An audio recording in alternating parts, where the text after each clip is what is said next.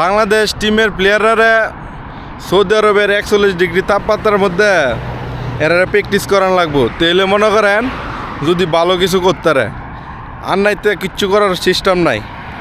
আইবো আর উইকেট যাইবো গা, আইবো আর উইকেট যাইবো গা, এই ডইলে এর খেলার নিয়ম। আর লিটন দাস তো যেই খেলা খেলতেছে মানে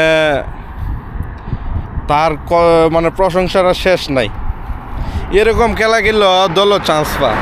মানে বাংলাদেশের প্লেয়াররা একটা কথাই জানে, তারা যদি দলও ঢুকে পড়ে তাহলে তো তারা লাইফ সেটেল, এটা তো জানিওই। আর মাস শেষে 10 লাখ 15 লাখ বেতন আইব, তো তারা আর চিন্তা কি আর, দল পারফরমেন্স করুক আর না করুক আইবই। কিন্তু অনেক কিছু না একটা নিউজ হইল না, এই যে যারা ভালো পারফরমেন্স করে 50 করবো 1 লাখ, সেঞ্চুরি মারবো 5 লাখ, এই আইনটা চালু অতি তাড়াতাড়ি বাংলাদেশ। তাইলে তো বাংলাদেশ ক্রিকেটে কোনো উন্নতি আয়, এছাড়া মনে হয় না আর উন্নতি হইব। তারারে মাংনা বেতন দিয়ে আর উন্নতি হইতো না বাংলাদেশ টিমের। আর আজকের খেলা অনেক হইতে না কি করে, অনেকে দেখুন যাইব। আমি 4 উইকেট দেখাইছি, অনেক গেলে কইতারাম কয় উইকেট গেছে, একটু বাইরে আসলাম আর কি।